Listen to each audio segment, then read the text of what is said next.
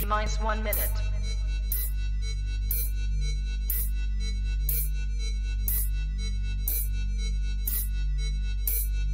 T-minus 50 seconds.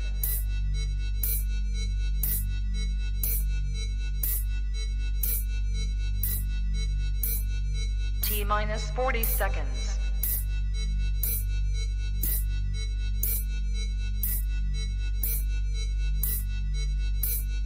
T-minus 30 seconds.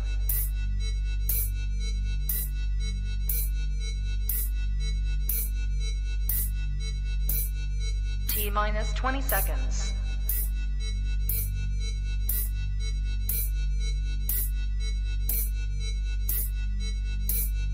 Ten, 9, 8, 7, 6, 5, 4, 3, 2, 1, 0.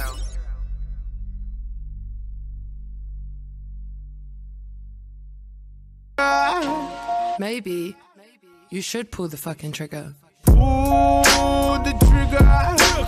Ain't nobody gonna do for you.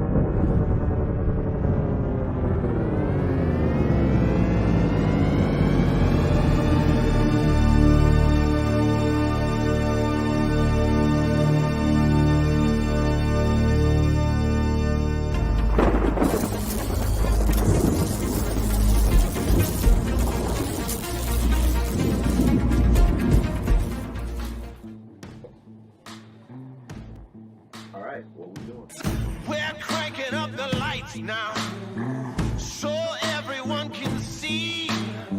It's all happening right now. We're gonna make you believe. It's about to get crazy. It's about to go down. It's about to get crazy. It's about to get... Now that's how you supposed to shoot. From now on, that's how you shoot. Whoa! Welcome to Sunday Recap. I'm your host, JB, President, beautiful sunny South Florida, Pembroke Pines to be exact. Present with me today is the man, Dan Flores, here with you guys again. We got a special episode coming up right now, guys. I'm glad you can make it. So, how was your weekend, brother? Dude, my weekend was eventful. Tons of stuff went on, man. I mean, life at home, life at work, the weather, bro. I'm ready for a drink and a cigar. Yeah, I'm on the same tip, man. The last 2 weeks since we did the Coyaba release party, I've been like on a decline, trying to catch up on some energy, man. Trying to boost up and revamp to get ready to do the next thing we got to do. But then, it's a lot going on. In all honesty, bro, like I was exhausted today. I didn't know if I wanted to come to the show, bro, but I mean, come on. After being here now, after coming on, it makes me feel better, bro. I'm glad we made it. Yeah, it's definitely a solid to be able to make it. We got some special guests here today. Number one, so I am pretty excited about that. We got some new intros that we're gonna be for the videos coming up. I see you did a few things. I did a few things. You did a few things. We got some stuff to share. I did like one. You did like 15. On, like you're always working on stuff or whatever. But then again, you know what? My hands are too spread out. I think yours is just on your phone. So but here's one of them, so you guys can check it out.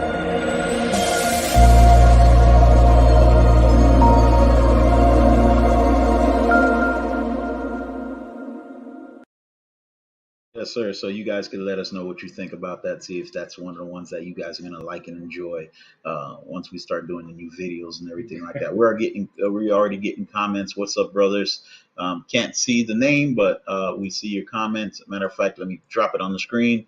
There you go. Hey. So we got you out the way. So now, while we're doing that, let's go ahead and get our sponsors. So we have Espinosa Cigars. We have Drew Estate, We have Cuyaba Cigars. Cigar Oasis. And then we have DNC Custom Apparel. So now that the mic's alive and we have, Can't forget about Sean Christian. I did forget about Bro, Sean Christian, bro. Come on, you got to get the round of applause for this guy. Come on, man. I did forget Sean Christian. That is my I fault. didn't, but that's why you got me though. Yeah. See? So round of applause to Sean Christian because I definitely saved the best for last as always. You know what I mean? That was well played, man. I like that. You know, we're definitely doing a damn thing. So today we got some special guests. We have here today. We have Sammy and we got Jay Vega. We're about to bring them on the screen. They're about to bless us with some knowledge. These guys are excellent when it comes to being motivated on a daily basis. If you're not following these guys after this episode, you definitely will. I can promise you that. These are the guys that they wake you up, they pray with you, they take you back to bed, and they wake you up again. I'm talking about. Hey, by the way, what are we drinking, man? We got to drink something. Man, let's do a nice staple, bro. Had a long week, a nice staple for us, something tropical, sweet. The Glenlivet Caribbean Cast. Oh, Caribbean Cast. Dude, Oh, okay. So you bringing out, what you whipping out? You bringing out the Iconic Smoker Archangel glass with the Iconic Smoker toppers. Yes, sir. So to pair it, we're gonna go with the Cajachina cigars. Woo. So let me go ahead and pull out my trusty knife. Man, come on, bro. We had this conversation. We did. Bro. We You did. can't be bringing blades out, flashing them in front Hey, of you. listen. It's called whipping it. Whip it good. So whipping the knife out. So we make sure that everything's up and running. So here we go, ladies and gentlemen. We're gonna bring these boys on together, and so you guys can meet the both of them. They'll do their introductions, and we'll go from there. Let's go. What's going on, guys? Yo, what's going on? Fellas. Gentlemen, okay, go ahead and introduce yourselves. Go ahead, Sammy. To the Iconic Smokers and everybody on, I'm Sammy Flo from the Barber and Cigar Company, and we are located out here in the Hudson Valley in New York. Okay, I'm Jorge Vega. I go by J Vega 360, also of the Barber and Cigar Company. Licensed master barber. You know what I'm saying? I'm recently became an author, podcast host myself, and I just love a good cigar. So you got to forgive me tonight. Everybody gonna be smoking a cigar except me. I'm a little under the weather. So, but I wasn't gonna miss this interview. I wasn't gonna miss this podcast. So buckle your seatbelts, guys, because Jerome got a show in store for you tonight. Yo, you were sneezing up a storm. It sounded like you were trying to start a car over there when when you first came on. I was like, man, it sounded like a 1960 Chevy over there. Boy, what is that? Then I saw the little napkin, and I was like, oh, okay, he got a cold. That's what it is. Yeah, man. So give us a little history about yourself, man. We'll start with you, George. Yeah, well, I'll start. Well, I'll talk about the Barber and Cigar Company, right? So we'll tell you about how that came about. The Barber and Cigar Company is an entity that seeks to bring together the best of both worlds. I myself, being a licensed master barber, I understand the barber culture and I understand the history of it as well. And it wasn't, I wasn't into cigars until one night I was on a cruise and I was up on the upper deck late at night, man. And I seen this group of guys over there, man, and they just looked like a circle of bosses. You know what I mean? And they was up there and they were smoking their cigars. They was talking business. They was exchanging business cards. And, I was on the outside looking in and saying, man, that's where I want to be, So when I got off that cruise, man, that started my quest down the rabbit hole of the cigar world and the cigar culture. And then once I was thrust into that world, Sammy was one of the first people that put me on and taught me a lot. But I seen so many similarities in the culture, between being in the barber lounge and being in the barber shop, and just an environment where a man could be a man and begin to experience, not only just the camaraderie, but also the culture of whatever it is that you're involved in. So, the idea came, hey, I love cutting hair. I love, smoking cigars, and I see the similarities. We've seen the potential. So now we're really setting out to fuse together the best of both industries and bring those worlds together. Yeah, man, I like that. I like that. What about you, Sammy? Yeah, listen, I'm not a master barber, but I've been to a few barbershops here and there, right? And you always have the talking at the shops and everything like that. Been going to cigar lounges for many years now, and it's similar to a barbershop. People talking smack, talking about the game, talking about life. The barber's more than a barber, right? The barber's a coach. The barber is a therapist. The barber is everything, right? So there was one time many years ago that I went to a lounge down in the city. They actually had a barber chair, and I found that to be interesting. I was not thinking about no barber and cigar company or anything like that, but it caught my attention. Fast forward, I met George a few years ago, but fast forward when he brought a group of guys to the local lounge here where we're located in Middletown, New York, and he had a conversation about bringing together both industries, which made sense to me because that's something nostalgic. That's something that's been around for a long time. There's actually still a few lounges outside of the U.S. that is both barbers and cigar lounge. Salud, guys. Enjoy. Yeah, And enjoy. I got my H2O here. So there's when he brought that idea up and I was listening. He invited me that night. He had a couple of other barbers there, but I'm like a fly on the wall and I'm listening. I say, yo, he's on to something. There's something I like about this. So obviously him knowing a lot of people in the barber industry, me knowing a little bit of the barber industry, and then me having contacts in the cigar world and just smoking cigars. I said, I'll handle one side of it. He handles the other side, but merge it together. And that's where we're at right now, just creating experiences for people at lounges, barber expos. It could be your backyard. We'll bring the chair. It doesn't matter. But it's that experience of when somebody lays back and wants to get a hot towel shave and they're holding a cigar, they forget about everything. You probably had stress, all the stress in the world that day. But when you sit down in that chair and you're getting your shave and you got a cigar in hand, the next 45 minutes to you is you're not thinking about what you were thinking about throughout the day. So that's the experience that we want to bring. Key word you said that stood out, experience, man. You definitely bring the experience, and the experience is wherever you're at. So that's what you make it, and that's whatever people attracts to you. Yeah, but Yes, I heard all I heard was cigars and a shave. Yeah, well, Yeah, that was it. yeah. All the other stuff he said, it was all good and dandy.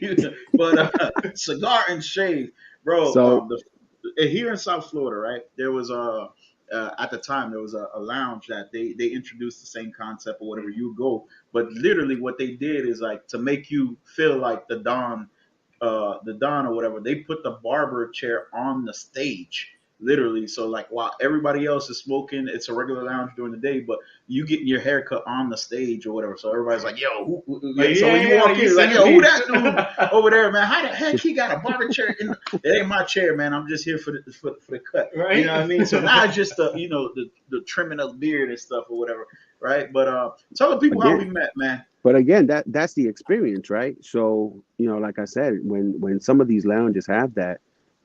Unfortunately, they don't have that anymore. But when you bring it to an event, I mean, we got some events coming up, and we'll definitely make sure that you guys, if you ever want to come out this way, we got some coming up. But the way we met, that's New York, right?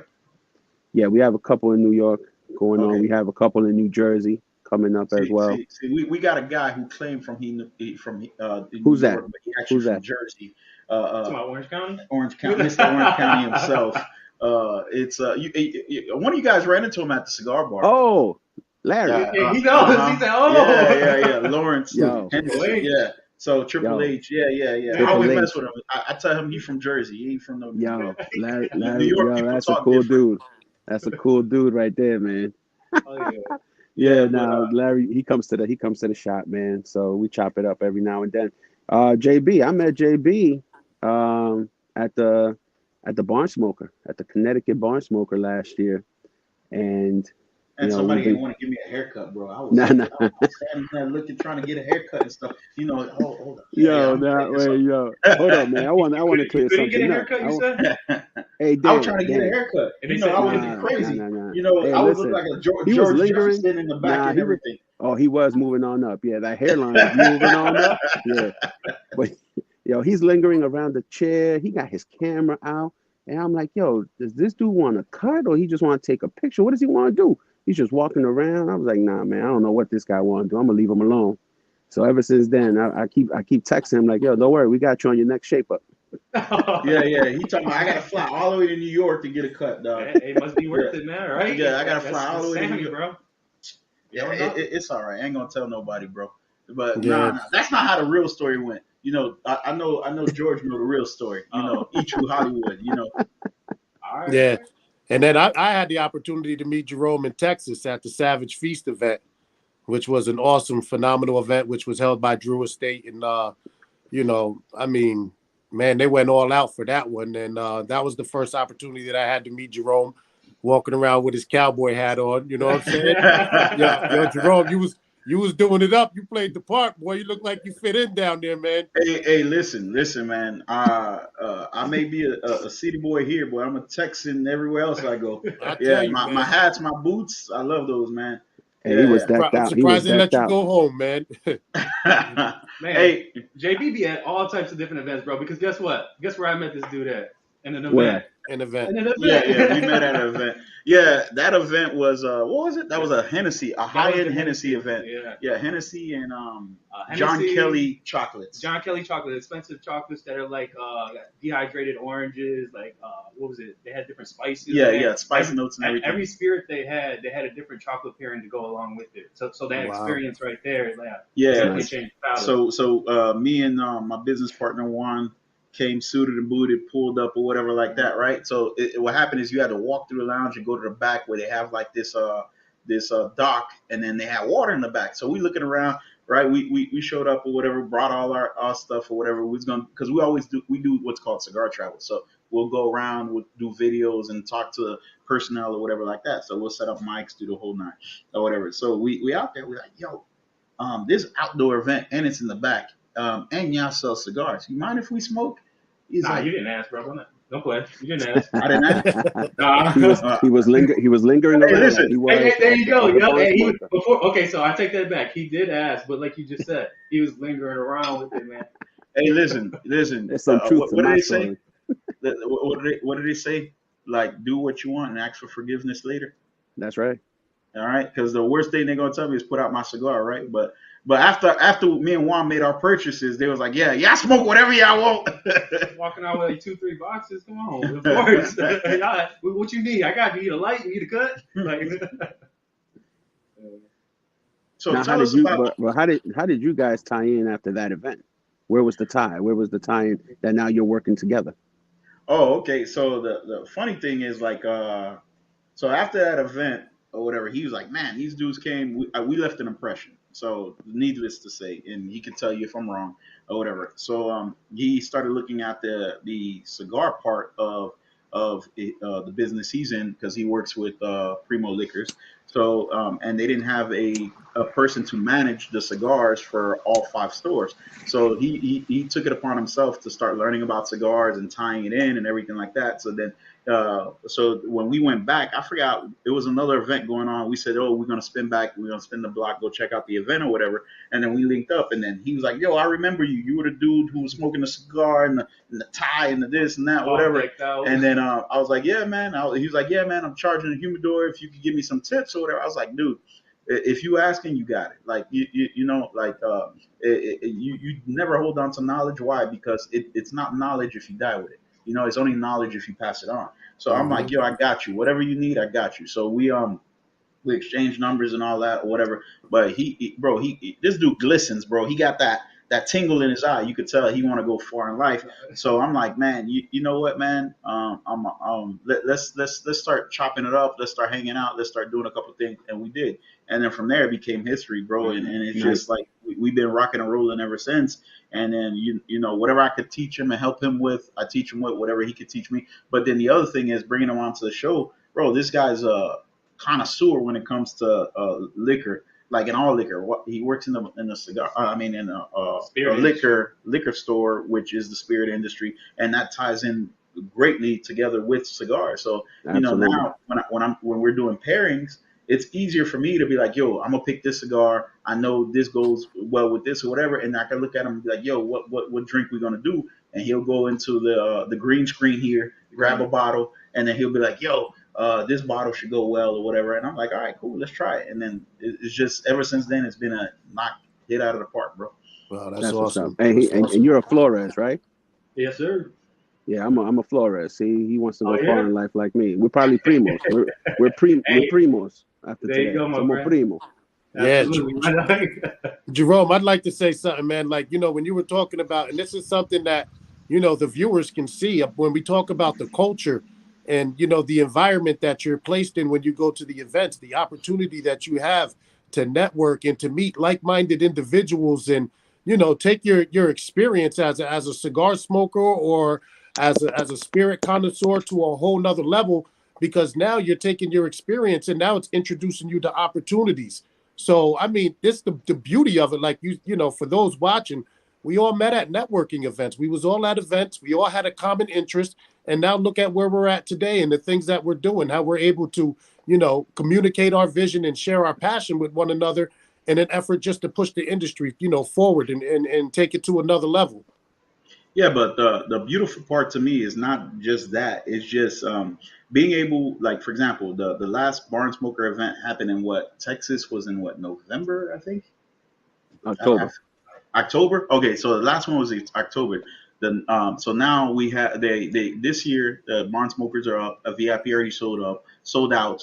And then Florida is going to be in November this year, and then we have Connecticut, I believe, and I forget what the other one is at the top of my head. Philly. Pennsylvania. Yeah, okay, Pennsylvania. You're absolutely right. So now there's three events coming up or whatever. So it's a great opportunity. Now it's an extended event because it's going from 2 to 10. So you're starting during the day, working yourself into the evening or whatever. But when I met you two individually at the two different events, what was great about it is that you hear the conversation. And then I'm gonna go back to what Sammy was talking about. Like he said, I was hovering around. What happened is Sammy was having a intellectual conversation about growth in life and what people have to do to grow, not only as a human being, but in their wealth and knowledge, and their wealth and prosperity, in their health. And then what happened is the conversation was so compelling that I had to gravitate towards it. So I didn't really want to walk away, and I didn't want to interrupt because his flow was going. And when Sammy gets going, he rides. You know what I mean? It sounds like a roller coaster just sliding through every piece. So I was like, dang. I was like, yo, how can I get a part of the conversation? I still wanted my haircut, but I was like, yo, how can I get it? And then that's when it came or whatever. And then I introduced myself. And sometimes, man, it's literally just saying the word hello, to be able to delve into the ideas and that other people are delving into. And then since then, these guys have going down the rabbit hole with them, seeing what they create, which we'll get into in a second. But bro, you never know who somebody is until you actually start watching them, right? And remember, you're always on the outside looking in. But when they bring you on the inside to join them, to be like, hey, be a part of this conversation, it's a whole different thing, night and day. And the other thing too with that is, again, it's part of the culture. It's the Barber and Cigar. So you're bringing the culture. So I don't want to just where somebody calls us and say, hey, can you be part of this event? And we're just barbers just there, shaping somebody up or giving a hot towel shave. We want to have conversations. We want to know where you're from. What brought you here? What was your first cigar? What was your first haircut? You know what I mean? So that's what it's about. That's the experience, the back and forth, the bantering, the jokes. You know what I mean? I remember sitting with Jerome in Texas behind the scenes. I'm not going to bring up some of those conversations, but your man got jokes. Your man got jokes. So, and that's what it's about. That's where, you feel good and you're like, wow, this is something that's great to be a part of. Yeah, but you know what happened, man? What I saw is I saw a humble men who not only built themselves from the ground up, came from different walks of life from me, but and are a part of different states, but where are the concept of who we are and what we want to be started becoming one. in the sense that, dude, you got Jay Vega who just dropped a book. You know what I mean? So the matter of fact, since I'm touching on it, I'm gonna go ahead and put it on the screen so you guys can All see it right. and you can tell us a little bit about it. But step into your greatness. Absolutely. Real quick, fellas, before we step into that 72-page gem that got released April 8th, 2023, if you like everything that's going on, you liking what you're hearing, come on, like, comment, subscribe. Wait, what'd you say? If you like what's going on, you like what you hear, Caught in the crossfire. It's caught in the crossfire. Yes, sir. Yes, sir. So Jay Vega, man. So I mean, the 5 principles, bro. The book. I didn't get to read it. I looked up a little bit on it, but can you just break it down as far as like what's going on and where you came up with it? Yeah, well, stepping into your greatness, it's 5 faith-based principles for personal transformation, and it starts out with faith. Like me, I'm a believer. You know what I'm saying? I'm not a religious person. I'm a relationship person. I have a relationship with the Father, through the Son. And through my personal walk and my personal journey, I discovered that, success is principle based. So if you can understand the universal laws and the principles of the kingdom of God and learn how to accurately apply them to your life, I believe that anybody can find success. So what I did was I took that book and I took the 5 principles, and simplified it and broke it down. But then I made it an exercise workbook style book. So that way it would be more about the reader than what it would be about myself. So I know where I come from. Dudes don't really like to read like that. So you know what? Let's take the information. Let's shrink it down to where it's impactful, to where you get the message. You know what I mean? But then it also challenges you. And immediately you have to take action by, filling out the questions and digging deep and going introspective to discover what is your greatness? Who are you and what is the purpose for which you was created? And I believe that once you can identify what your purpose is and you can attach your life to your purpose, then success comes naturally, because the Bible says that the blessings of the Lord maketh one rich and he adds no sorrow to it. So I believe that when we're directly aligned with our God-given purpose, then we don't have to grind anymore. Now we just flow.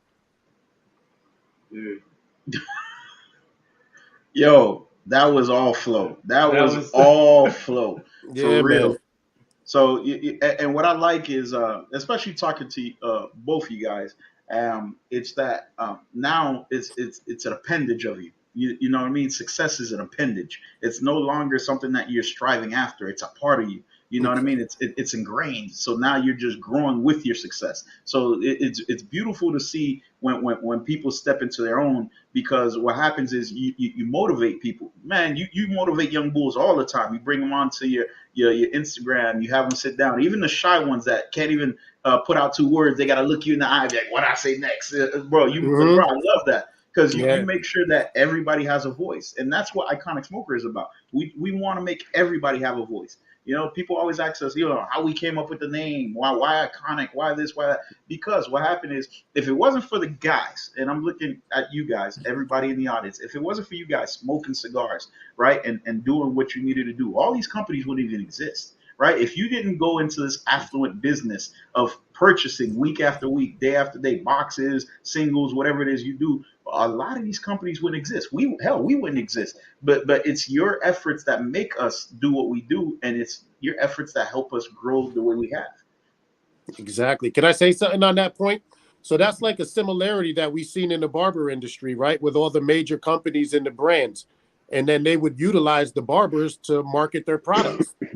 And they would get that free advertising and they would get that free marketing simply by having the barber hold the picture up with their product, right?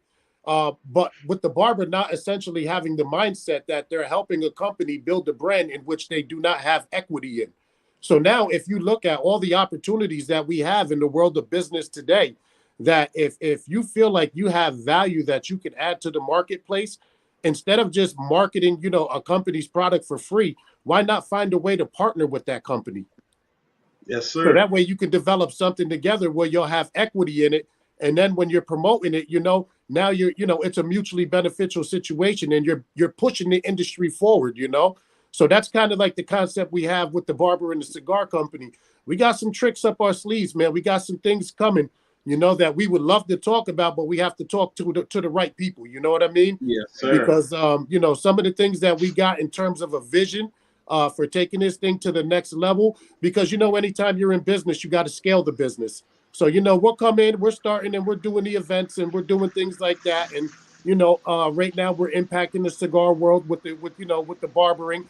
But eventually now we want to bring the cigar world over to the barber industry, to where I also have some key contacts. So, for all these people that are out there, man, listen, man, talk to us, man, because we're looking to do some partnerships, man. We're the middlemen that can fuse together two industries. The barber industry is a multi-billion-dollar industry. The cigar industry is a multi-billion-dollar industry. So I'm speaking to companies and people on both sides of the board. Like, if you're interested in a new opportunity, some fresh ideas, and you want to take your brand to a whole nother market, please reach out to us and talk to us, man. Let's sit down, chop it up, exchange some ideas, and see what we can make happen. And I really would like to work with you, Jerome, because I like you. He likes me. He really, really likes me. That was my elevator pitch. I know who I'm talking to. I know who I'm talking to. You ready for it? Hey. That's what she said. That's what she said. That's what she said.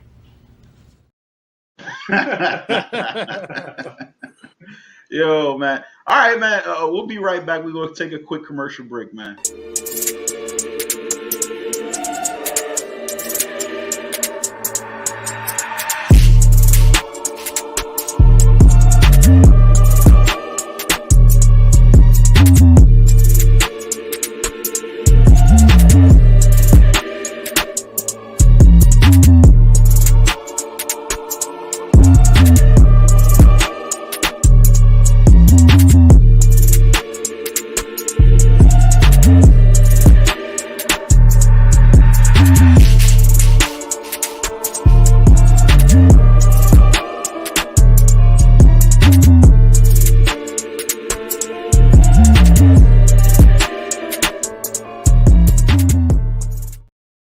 Shout out to my boy Gil at Gil Visuals for that one right there. Hey, so since I want to go back to the book a little bit, because that book, I got a question in the audience, number one, that we're going to get to in a second. But there is some gems in this book, man. So I'm going to put this book up, and then Daniel's going to give us something. All right, so I wrote it down, man, because it actually caught me, bro. And like I said, I was skimming through everything online trying to find it, and this stood out to me. So the quote is, "When I sleep, my dreams communicate their vision to my reality. When I awake, goes to work and fulfill vision to my dreams." Can you tell me about that, my man? Yeah, that's for the visionaries. You know what I mean? There's a lot of people that are out there that are visionaries. So when I go to sleep, my dreams, right? They speak to me, man. They speak to my, my dreams speak to and they communicate a vision to my reality. But in order for my dreams to work, I have to get up and I have to put in the work. So, so when I sleep, my dreams communicate their vision in my reality. But when I awake, my reality goes to work to fulfill the vision of my dreams. And a lot of times is, we have these phenomenal ideas that get stuck in our head, but we never give birth to them. And I tell you like this, when it comes to a dream, there's three things that you can do to it. You can, one, abort it, which is by willfully saying that, you know what, I'm not going to do anything with this gift that God has given me in the form of an idea.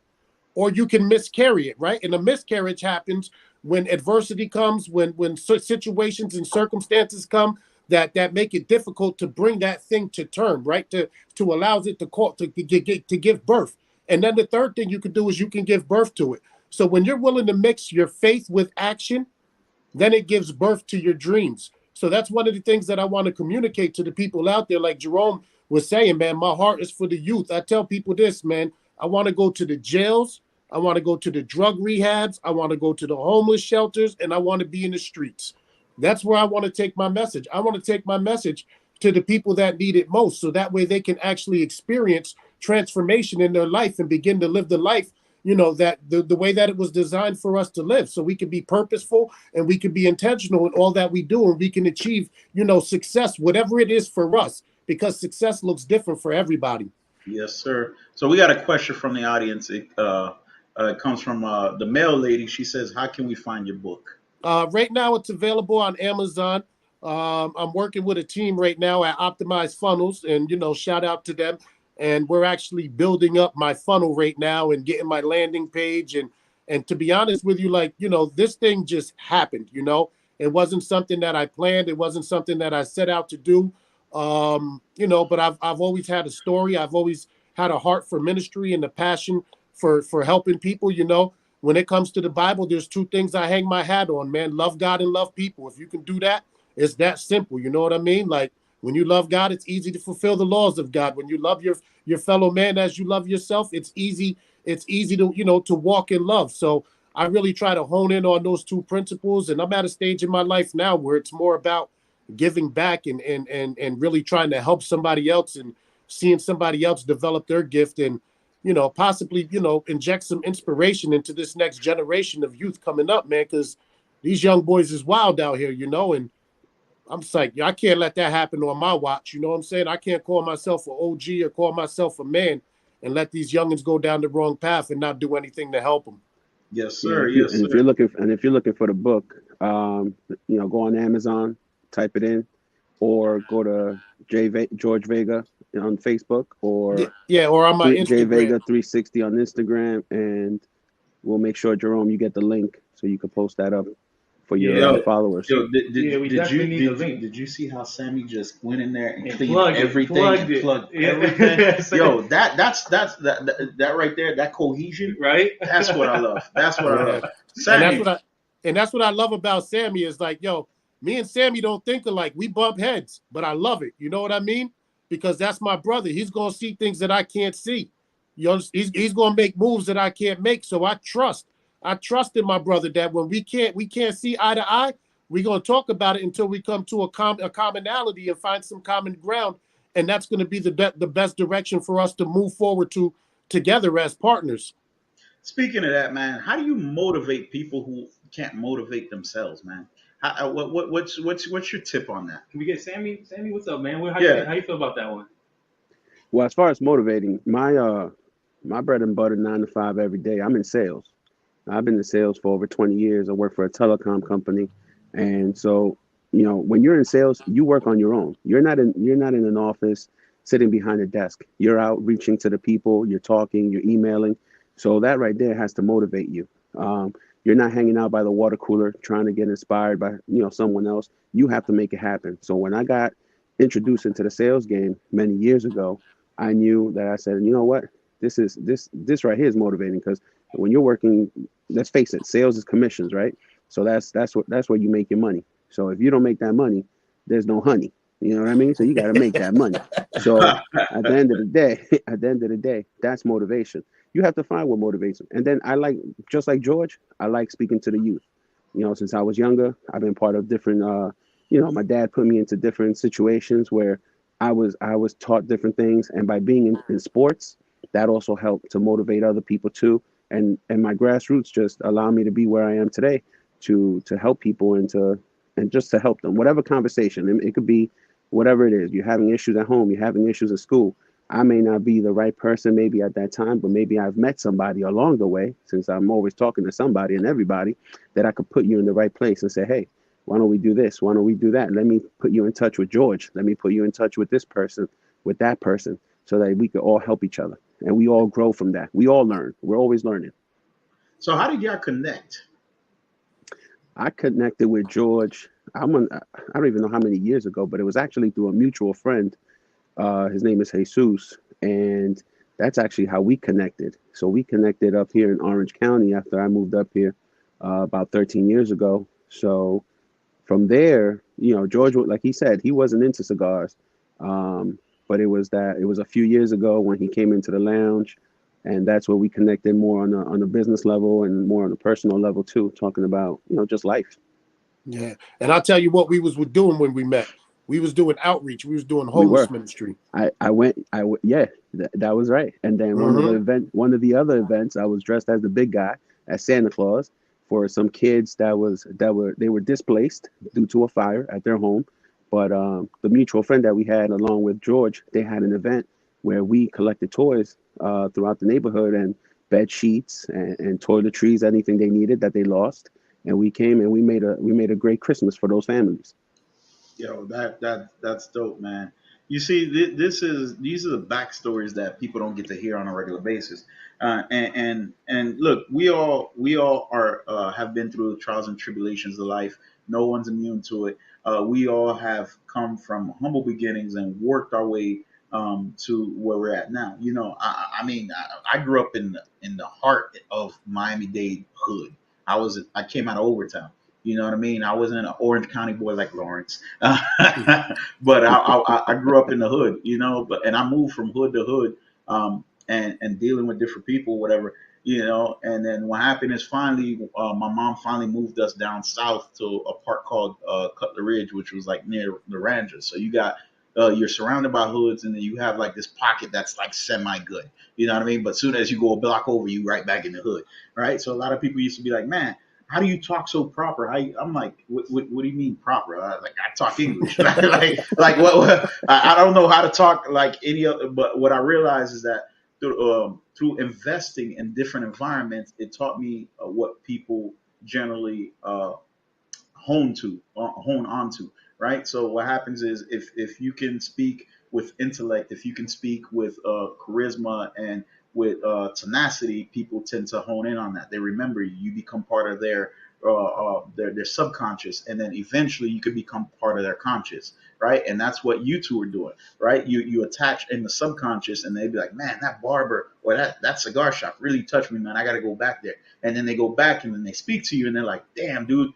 Yo, I've been missing this my whole life. Yo, I got to get on this or whatever. And I see it especially with George, because man, all those guys who come through, and then you put them on the live, and you slipped up with them lives. You were about to say, and you were like, yeah, man. And then my N word. You were like, no, it cleaned up good. yo, Ro, man, listen, I let them know, man. Like, yo, I'm still rough around the edges, man. Like, I do know how to present myself well, but sometimes I'll be feeling myself, Yeah. And you was in it, bro. Hey, pop that collar, baby. You know what I mean? Greatness speaks to greatness, right? That's how you grow. So, I mean, but okay. So now the barber and the cigar company, that merger, what's it look like? Because I haven't seen it. I haven't been to New York. I haven't seen how you guys merged that together. So how does that merge together? You want to take the role on that, Sammy, or?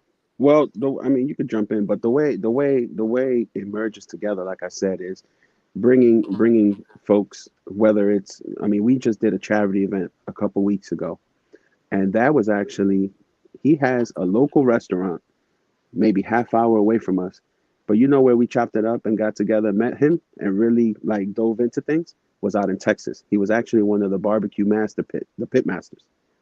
Shout out to Ed Randolph, Handsome Devil LLC. Mm-hmm. So we actually met him, and we said, hey, we want to be a part of your charity event. He does a charity event. It's his third year, where he's actually raising money for 2 different causes. And so, again, we come out. You can look at the pictures online, the videos, and we just brought a chair. We brought a couple of our barbers, George included, and Rob, who I think you probably met him, Jerome, in Connecticut.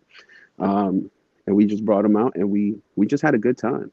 It was just connecting. So what we're doing with that is, like George said, we got some stuff up our sleeves that we're working on. But right now, to introduce the company and what we do, we're doing different events, whether it's at a barber expo or at different lounges. So you'll see tomorrow, you'll see one of the flyers for an upcoming event at one of the lounges here in Orange County, where we've partnered up with them, and we're doing a cut and shave event. And then we also have some Father's Day cut and shave events coming up too. Yeah. Yep. So hey, George, I want to show you something. You can go ahead, purchase my book. I'm looking forward to reading it. Oh, right? Man. So connect with me online, sis. I'm just getting started. Thank you, Leslie. Thank you, Leslie. Thank you so much. Motivation comes quick because and just to recap, we've been doing this for 4 seasons. Our goal is to find people who can help other people who are stuck in their mind, not stuck in the rut, because you're never stuck in a rut. You're stuck in your mind, like you the self-doubt, the unbelief of what you can do if you just stand up and stand tall.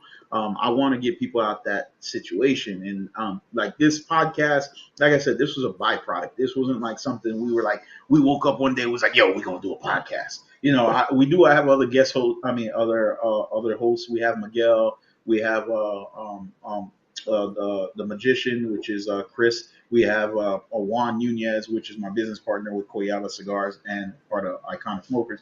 But I wanted to make sure that people get to hear voices like yours. You know what I mean? To be able to show them that, hey, listen, man, all you got to do is wish it and then speak it, and then it'll come into existence. Yeah, and that's what you get. And that's what you get in the book. You get the steps. Everything is about taking actionable steps that are going to give you immediate results. Like, that's why I say, I don't like to do motivation or inspiration because there's enough of that going on. Like, everybody's got motivated, everybody's got inspiration, but how many people are actually getting results? And that's the day and age that we're living in right now. We're living in a result-driven society. People don't want to hear about your ideas. People want to see results. Mm-hmm. So, that's what the book is about. The book is about you going on a personal journey with God through the principles in the Word and discovering your purpose and writing it down, getting it out, outlining your vision, having a mission statement, setting deadlines, setting your goals, and then having an action plan, and then actually setting out to do what it is that you discovered about yourself as you went through the process. And they always say the first step is getting it out of your head and getting it on paper. So once you do that, you have a roadmap, you have a blueprint to set yourself in the course of any direction that you want to go in your life. And so that sounds like ROI to me, return on investment, right? You're investing in yourself, and then you're going to see it in the long run. You're going to see where it comes out.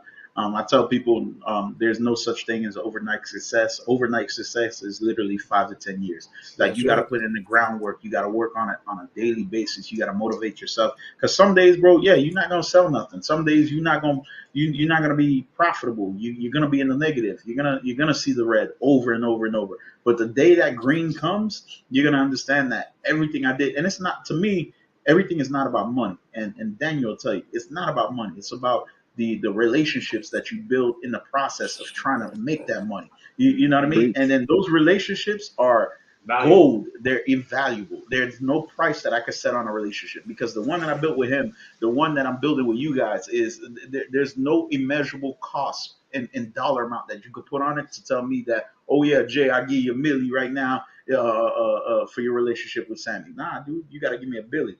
I mean, at $1 billion, I might let him go, but at $1 million, we're gonna have to. But Jerome, you know what changed my life? When I found out that money was the low-hanging fruit. Yes, it is. As it pertains to currencies. So, like, faith is a currency.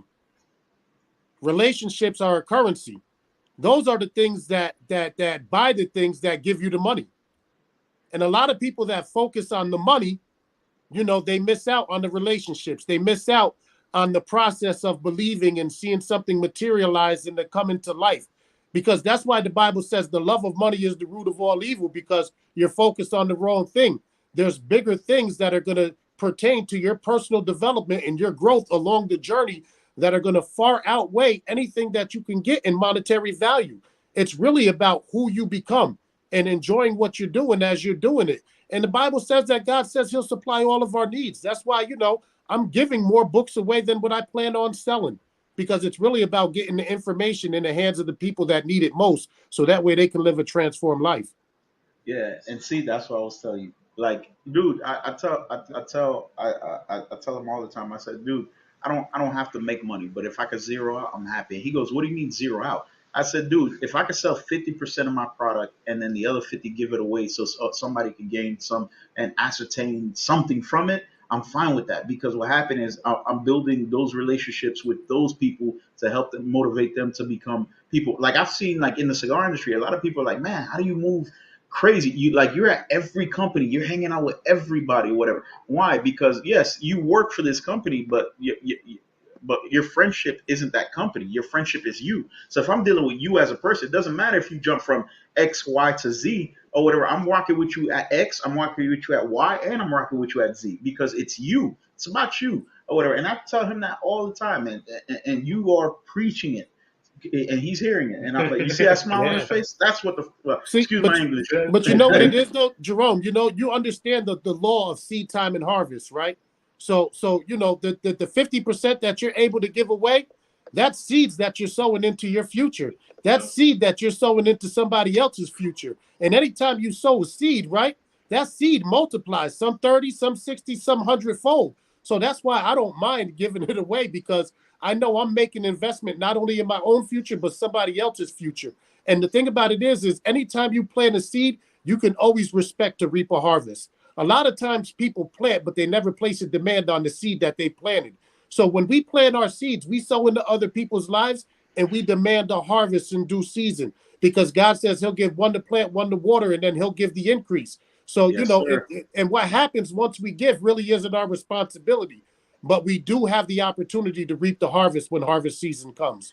Yeah, man. You are blessed by in abundance by what you give, not what you look forward to. Hmm. And that's how I see it. You And know what I and mean? and Like I go ahead.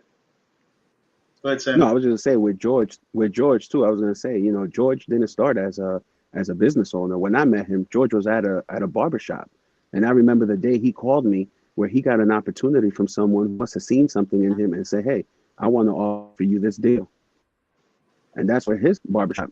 And correct me if I'm wrong, George. That's where his barbershop came from. His first Yeah, so barbershop. I can tell that story. It's an interesting one, right? Go ahead. Because when I got into network marketing, right? Network marketing is what literally changed my life. Where it took me, from, I was working a union job doing tree work, and I had no real concept of entrepreneurship and, the whole mindset. And so when I got involved with a network marketing company, that was the ultimate paradigm shift for me. Because once you get involved with network marketing companies, they have business systems, they have business models, and they're very good at teaching it. So, as I'm doing that, and they're telling you, yeah, you're your own boss, but I'm like, yeah, but I'm still selling your product. You know what I mean? So I took the value of the education that they gave me, and then that set me on a whole nother path. And then when I did that, after that happened, began to pursue barbering, because I knew that my job was determining my level of worth, per hour.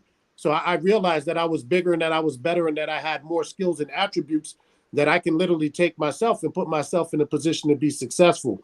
So I'm going to make a long story short, but while I was working in a barbershop, I started working, part-time with a guy named Rob to help ends meet, doing a delivery service for barber supplies. And when I was working for him, one of the things that I learned is this. I said a starving man will work for food. I said an employee will work for wages. I said, my man, I'm neither one of them right now. I said, because one of the things that I learned is that a wise man works for opportunity. So I said, I'm here for opportunity. I just want to work. Let me get in the game. Let me learn. And I said, whatever's for me will find me. And when it finds me, I will know it's for me. And, it just came to happen. A woman was selling a shop. I wasn't in the position at the time. I didn't have the money. I just got my master barber's license. And this woman, based upon the relationship I had with Rob, basically gave me the barbershop, no money down, stepped in and just said, just give me this per month. And she showed me how to run the business, and she taught me how to run the business. So because of that, I had that mindset of coming in with a servant's heart and not looking to expect anything, just being willing to work and understanding that, I'm here for opportunity, because, what's for you will find you. That's what opened up the door and put me in that position. And that's the way I live my life. I live my life by serving. And, like I said, we don't do it for money. We do it for opportunities, because if you do it for the opportunity, the right opportunity will give you the money you need. And the other opportunity to tie into that is, after meeting Jerome, I had not, maybe we texted here and there, but the day he texted me and said, "Hey, I want you guys to come on the platform," I was like, "Whoa, okay." I wasn't expecting that. So again, an opportunity came from meeting someone many, many miles away, Yeah, yeah. and we appreciate it and we thank you for that. I was a little hesitant though, man, because I didn't get my cut. I didn't get my cut. So I had to think about it twice though. But what happened is it was his messages, bro. The messages hit the heart, and I was like, yo, these dudes are just like me, man.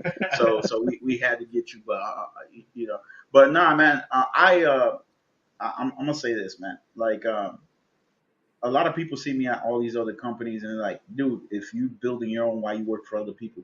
Because what happened is you're not working for the monetary value, you're working for the education, right? So there's tools that there's these tools that they hold on to, these keys, right? You see a janitor and he got a key to every door in the school, right? And he's walking around and or whatever, and then you like, yo, I need to get into this classroom. He's like, man, I got you. And he can roll out that one key, pop it open, and boom, you're on your way or whatever. So what happened is there's a lot of people in this industry who got those keys, and until you start learning what those keys do when you insert them into that door and turn it, and and those doors open and you can see the opportunity behind the doors, you don't really know. So you're just playing the game. You're trying to learn. You're trying to build. You're trying to grow. But dude, and it's not. And I'm not using the gatekeeper term in any way because they're not gatekeepers. What happened is it's just so happened that they were there. And then you asked for the opportunity, and they gave it to you, so your growth can develop within that. You know what I mean? So that's why I'm sticking to you A guys. closed mouth don't Yeah. get fed.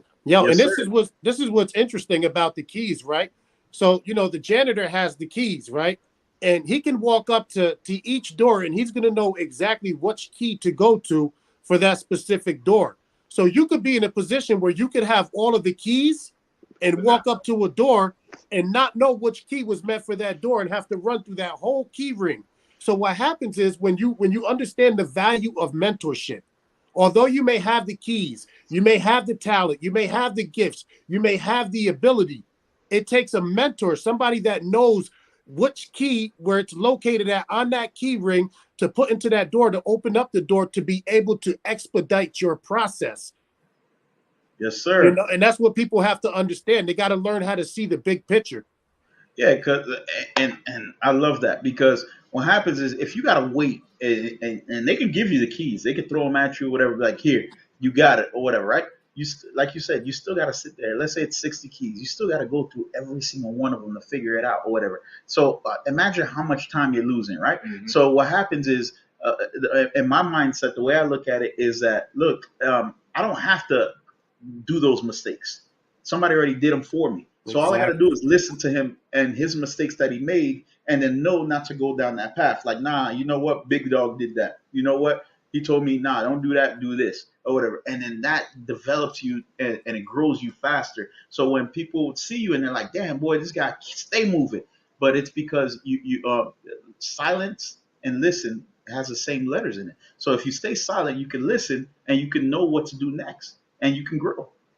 There was something else that you said earlier today too, when we were speaking to Rodney, bro. As far as like waving, getting the path, getting the road together, waiting out the blueprint for people to follow. You're guiding everybody, but you only can steer them for so long. If they're not going to follow that path, they have the opportunity and that choice of their own to steer left, go right, or continue to follow that mentorship of what you're giving them. The way I used it, the way I told it is I said that imagine a guy who's cutting the grass, right? Remember the old school lawnmowers that you had to push, right? So I'm pushing the lawnmower. I'm creating a path. You can walk behind me, but the day you feel like you want to take your own path, guess what? You holding the lawnmower too. You're just not cutting the grass yet. So then as soon as you make that left, that right, you can start cutting your own grass. And then if you surpass me, you surpass me because it's not a race. I'm not in a competition with you. I'm building my own, and I want you to build your own, right? But then when we meet down that road, guess what? Like no one flies first class alone. You know what I mean? If you make it to that point, that means that you got a few people with you. In a sense, right? So then now I might not be paying your ticket, but the fact that you can afford the ticket and you use my basis to understand how to afford it, bro, that's the world to me. Yep, that's right. And that's another thing too, man. We're not reinventing the wheel here. This is, like I said, this is something that's been going on for many years. But now we're actually just introducing it maybe a little differently. We're putting our own little seasoning, our own spices into things. But at the end of the day, we also want, like George has mentioned, and even when I'm at his shop, is when somebody comes in, they may not know how to push that lawnmower, like you said. We have to teach them. We have to show them the way. Just don't sit back and just say, I don't got time for you. Like, what's the point of that? That's not helping anyone. Yeah. And, that's like one of the things, like when I'm at the Barber Expos, right? And I love when I do the IBS and it's the student day, when all the young barber students and, hairstylist students come in. And, and you was asking, like, how do you motivate people? One of the things I told them is I used to tell the kids, I said, look around, look all around you. I said, the future success of this industry depends upon you. You're the next generation. So while you're here, don't just look around and look at the products, but think about what you can do to take this to the next level. How can you expand upon this? Because you're not just going to become a barber or a stylist to be stuck behind the chair. What this is doing is exposing you to the potential of an entire industry. And you can find your lane and you can be innovative enough to be able to create something that's going to push this to the next level. And that's one of the things that we want to be. We want to be forward thinkers. You know, we want to take what's been, you know, what's already been done, and how can we improve it? How can we expand upon it? And how can we push forward the culture and bring these two industries together so that way people can see the value of what it is that whatever products we try to develop would be able to communicate to our customers. Bro, that is a mouthful right there. that is a mouthful, man. You two are a wealth of knowledge, man. I appreciate you guys taking the time and having this conversation with us, because a lot of people, you know, they need to hear this stuff, and we're all not even really relatively in the same industry. We do marketing. You do barbery. You do cigars. Like yeah, it crosses paths, and you can utilize those threads to build other threads, but you have to cross those first to understand the links in order to build those other threads in that platform. You know what I mean? So that's what's so dope about this, man. And I appreciate you guys, man. You guys are the truth, man. I mean, this is the most we ever had to give so many damn rounds of applause, because this right here is this is not even I'm gonna say this. This is not an education. This is students of all walks of life learning together and growing. So We're still learning. So we're in that helm of growth, and we're on the uptick. But guess what, bro? We're getting older, right? And it's another generation coming right behind us, and there's one coming right behind them. So at the end of the day, bro, yo, here, take this plate, pass it down. Yeah. That's right. That's a fact. So we actually do have another Iconic Smoker preview, right? Another clip, little pre-commercial. But after we get back from that, guys, I did want to ask a few questions. I know we have a book signing coming up March, was it 7th? Or no, March May 7th, yep. Okay. May 7th. May 7th. Okay, see, I got you. Yeah, May 7th. And then also, I want to ask some questions about this podcast I've been hearing that's coming out on YouTube, man. So after we get back from commercial break, man, yeah, I want to break into that and see, because, bro, I've been hearing great things, so I'm definitely interested. All right, definitely. Let's do this. This is a quick one.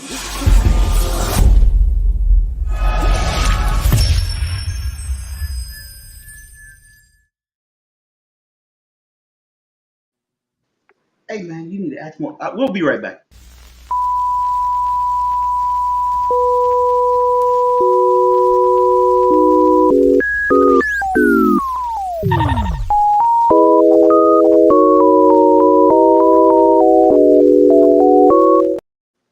All right, you got it? I got it. All right, I got it. Go ahead. So yeah, you got the book signing coming up, my man. Go ahead and tell us about that real quick. Yeah, so I got the book signing coming up May 7th from 2 to 4.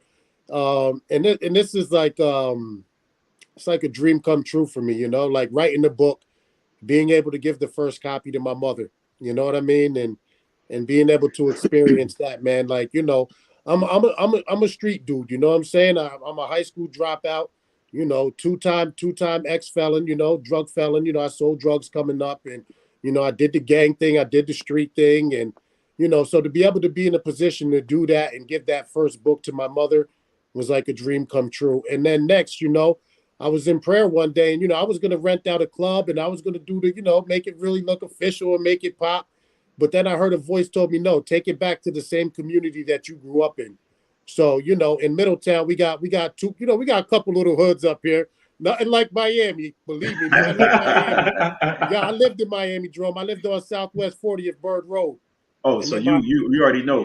Yeah, and then my pops used to spend a lot of time down there on Brickell Ave, so I used to be down around that way too. So, you know, you had the folks, the peoples, you had Brickell Ave boys, you had, yes, sir. You know, it was crazy, man. Yeah, and then the crazy part of Miami is that they create their own gangs. So the Block Boys that was a crazy thing though, right? Like, so what it would take me, should have took me 10 minutes to walk to school, would take me about 20 minutes because of all the detours that I had to take because of the street that I lived on. I couldn't go on certain streets, even though I didn't have no affiliation. And I was a kid. I was like 11 years old at the time, but it was that serious down there. So, but, you know, and I know what you talk about, bro. I know what you talk about, man. The thing is that because what happened is, especially down here in South Florida, man, it's a melting pot. We got 87 different languages. We got about 97 different cultures. So the ethnicity part of it as well plays a major role, because what happened is you walking down the block, you're like, yo, Well, you African? No, I'm Haitian.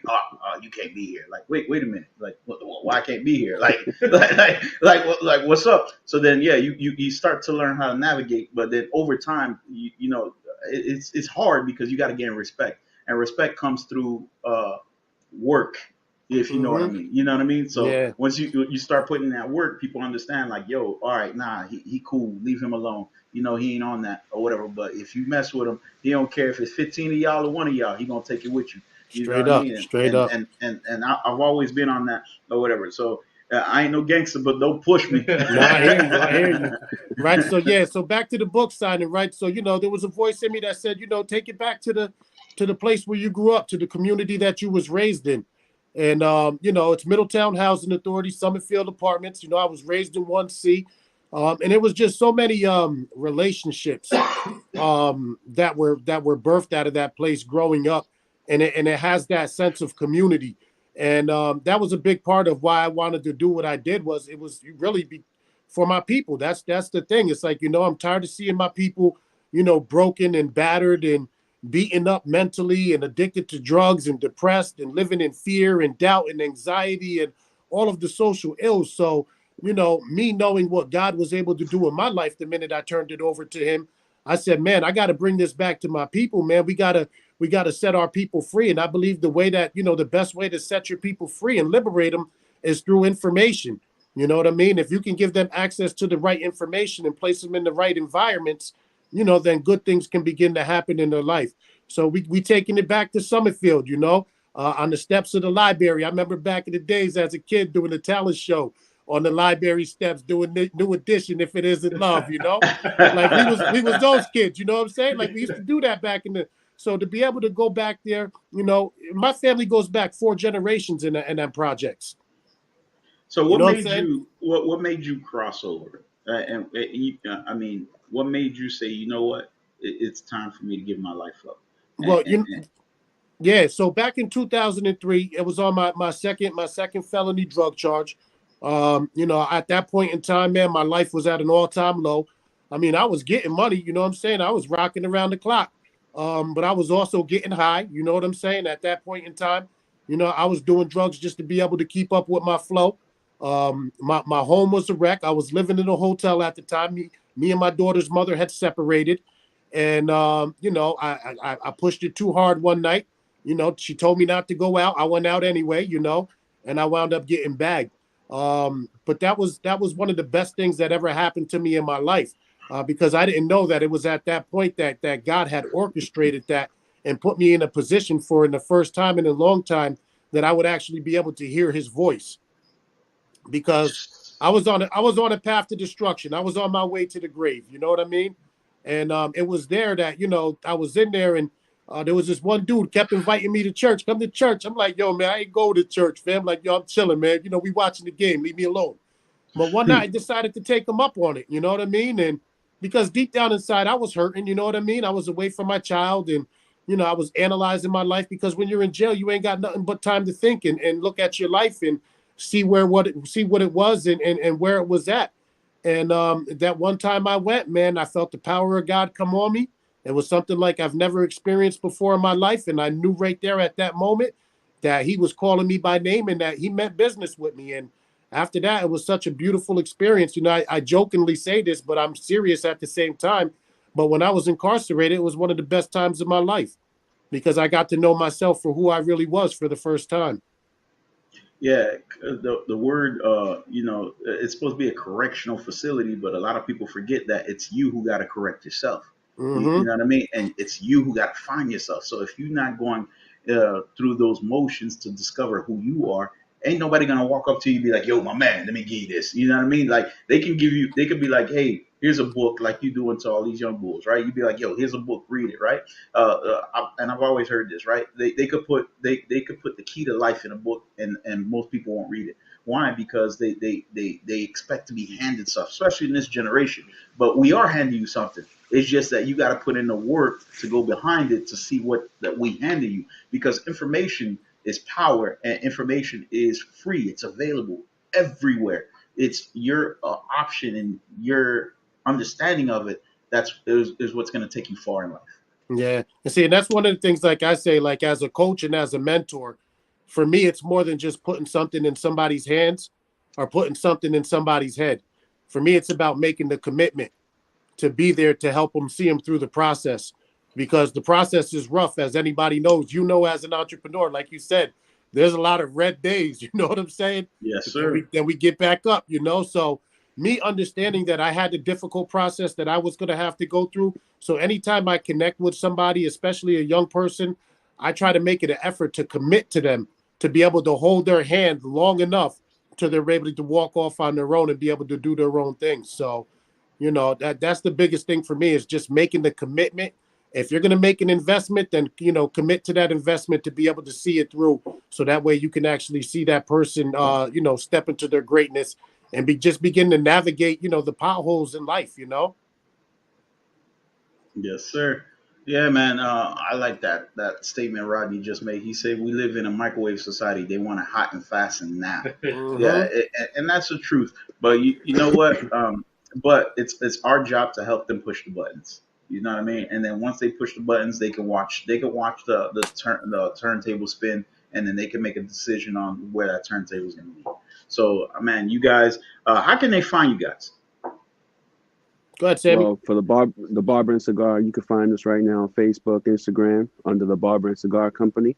We'll be putting out some information on what's happening and what we got going in the next couple of months, and be on the lookout for the website and some more things that we're working on. All right.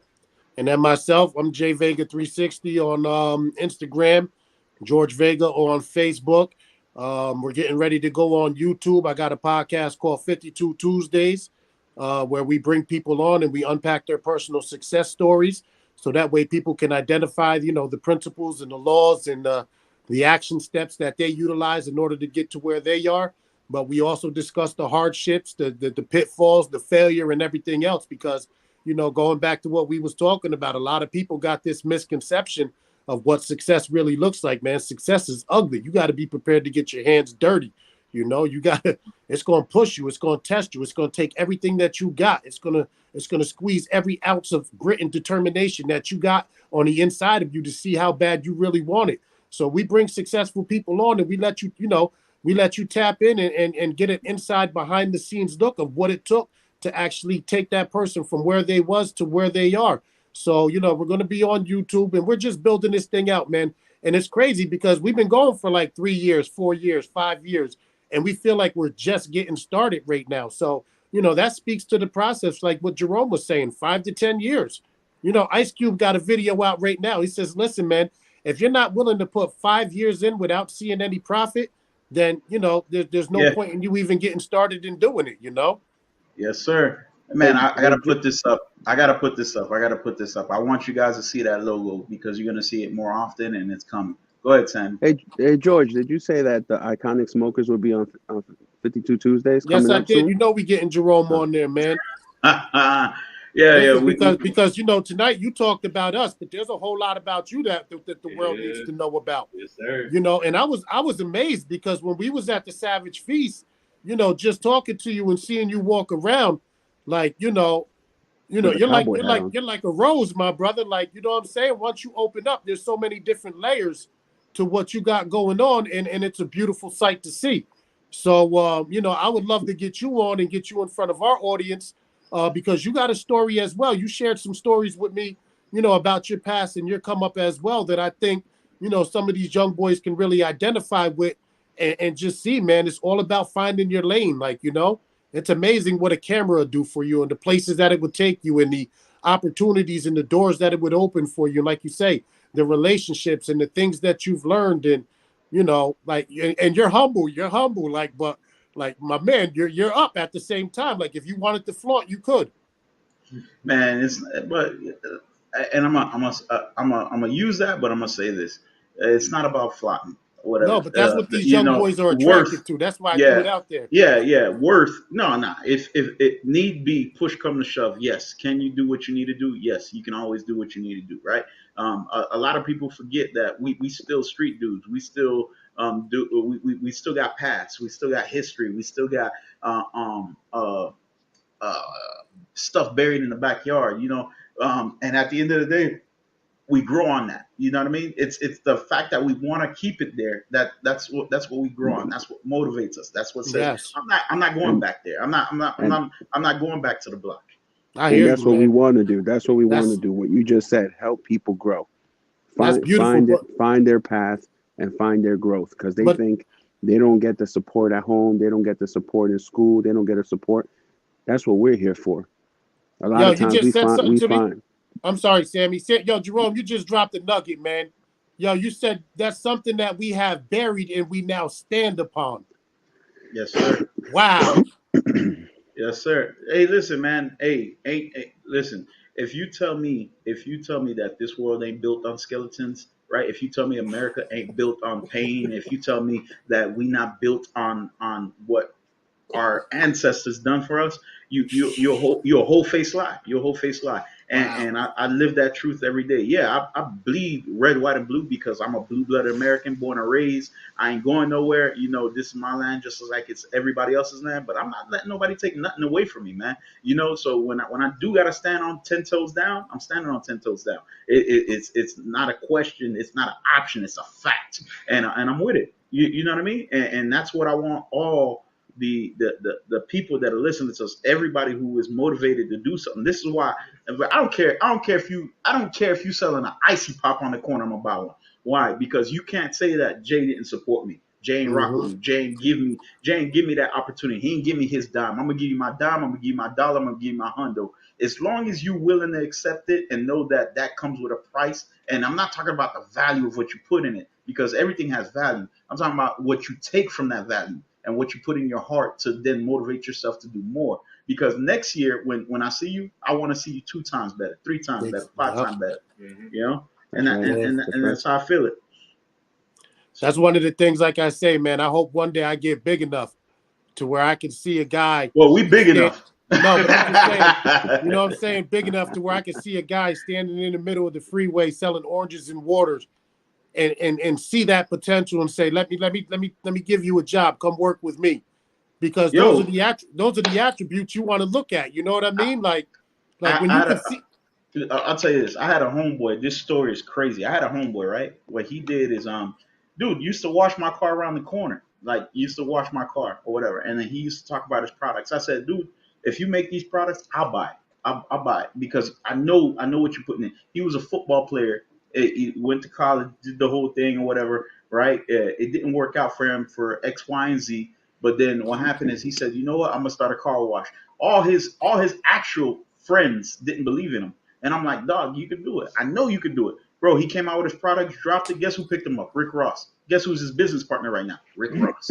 Right? So now he everywhere. He on Amazon selling left and right. Then moved to Texas. So sometimes you got to relocate to repurpose. You know what I mean? So yeah, he went to Texas, relocated so he could repurpose his business, get closer to the attributes of like the facilities that process his chemicals and everything like that. And now, dude, he living in a mini mansion. It's about to be a mega mansion soon, and I'm waiting to see him do it. And every day I big him up. And it's not about him giving kickbacks and all that. Just like your book, I'm finna drop that on my page. I'm gonna drop it in Iconic Smoker. Why? Because I don't have to make anything off of it to make something off of it.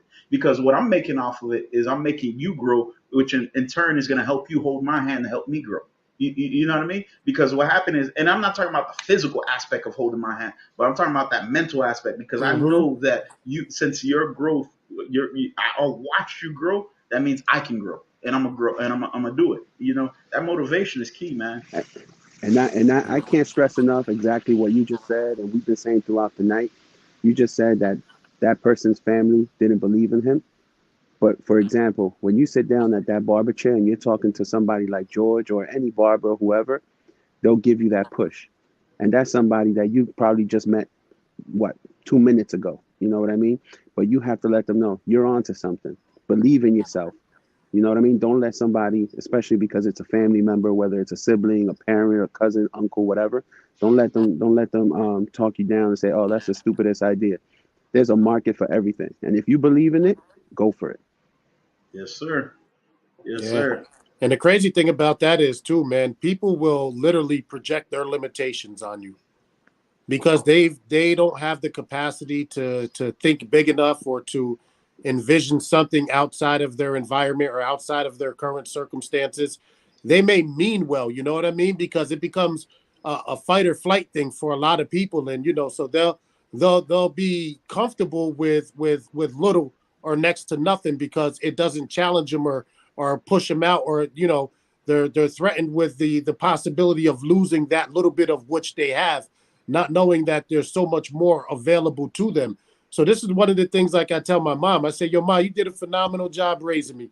I said, if there was only one thing that I would tell you, that, like, you instilled in us a mindset of poverty, because it was always, because, and I understand, because it was like, don't go in this store and ask for nothing, because you know what I'm saying? And I get it, because the times that we're in.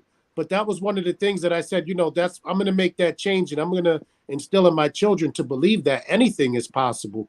Like, never succumb to people's limited expectations of you, because you have to know that you are able to do exceedingly abundantly and above all. Like the Bible tells us that you could do all things through Christ who gives you strength. Do you believe the word, or do you not? And I believe the word. I believe that I can accomplish anything that I put my mind to. Because when you was asking earlier about how do you motivate a person to success that's unsuccessful, what I would have done was tell them to close their eyes, right? Empty themselves out, take 10 deep breaths, and just exhale everything and just come to a state of nothingness. Then I would tell them, create in your mind the vision that you want for your life. I want you to see it, all the way down to the smallest detail. Create the vision of what you want for your life. And if God allows you to see it in your mind, then you have to believe that it's possible for you to be able to achieve it. So then what I would ask them to do is, now open your eyes, look around you. Does your current reality match what you've seen in your vision? And if they say no, I say, that's all the motivation you need. Get to Yes, work. sir. Yes, sir. Yes, sir. Yes, sir. Man, I be trying to tell dude, and we man, we could go all night, but imagine everybody be like, man, but this my last dollar. I said, is it your last dollar? I mean, you might be putting up your dollar, right? And you never know, that dollar is going to turn into 100. That 100 is going to turn into 10,000. Steve Harvey always say, all you got to do is find a $10 product and sell it 1,000 times. Now do that 1,000 more times, and that's it. It's game over right there. So all you got to do is, you ain't got to win. You got to win 1,000 times. You got to win one time. You got to win one time. That's it. Get That's that it. one yes. Yeah, yeah. That You one get yes. that one yes, and that's it. Your life has changed dramatically overnight, or whatever. And for all you guys who was here since season one, this ain't come overnight. This table, we built this table. Me and Chris built this table. We built these chairs. We built that wall. You know what I mean? Ain't nobody built it for us. I mean, they might have helped us. They might, hey, yo, here's a dollar towards that cause or whatever. But we still had to put in the work, and it's that behind the scenes stuff that culminates everything together, which culminated this conversation that makes everything worthwhile. Awesome. So I appreciate you guys, man. Let me ask you guys something. Let me ask you guys something. You know what I mean? This is just something that I like to ask, just to lighten it up. But what is your favorite throughout the years? What's your favorite haircut? What's your favorite haircut? Favorite haircut? What I'm rocking now. Because I'm sure, because you got you got to remember, throughout the years you went through a lot of phases, right? We all go through those different phases. So what was your best? Man, I know Jerome had the Gumby back in the day. I know he had the Gumby. Nah, dude. You know what? My favorite hairstyle, my personal favorite hairstyle was when I was rocking my. You felt fresh to death. You had the curl. Yeah. No, I had dreads. Oh, you had dreads. You had dreads. Yeah. So what happened is, I did braids, I did dreads, but with the dreads, what happened is I would go places and people would just dismiss you, man.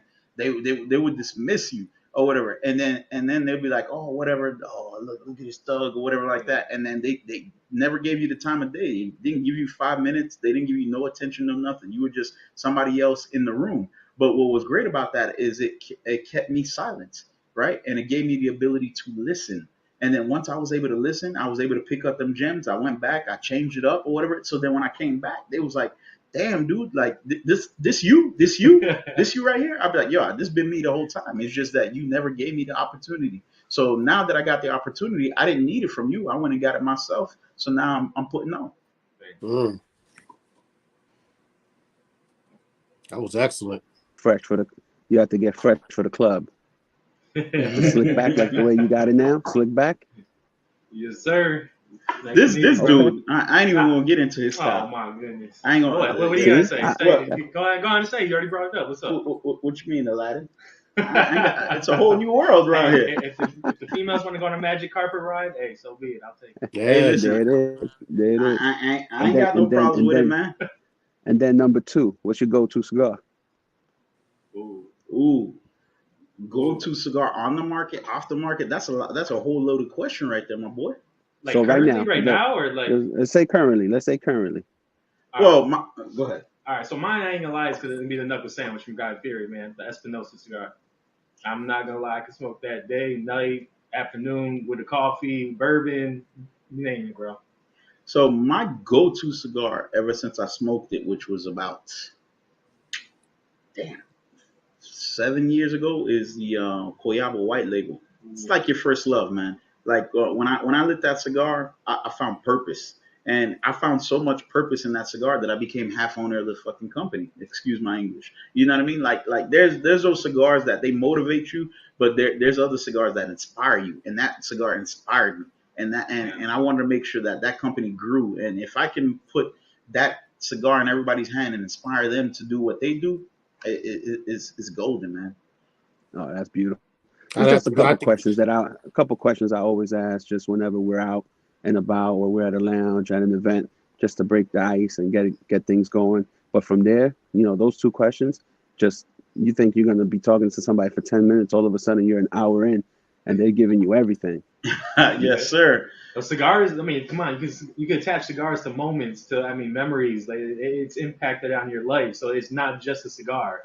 Yeah, like speaking of that, the one of the pictures that I use when you see me with the black hat, the black shirt or whatever, that was the first time I ever smoked a Coyaba cigar, and that's one of my most iconic photos because at that moment I was exhausted, like mentally, physically, everything. Man, Juan handed me that cigar, I lit it, and then I was lost. I was lost in the cigar, and then when I came out of that, I had, like you said, Barry, you know how you fall asleep and you wake up with a vision and you gotta get on it. Mm-hmm. That's basically what happened, man. I fell into my vision and I ain't looked back ever since.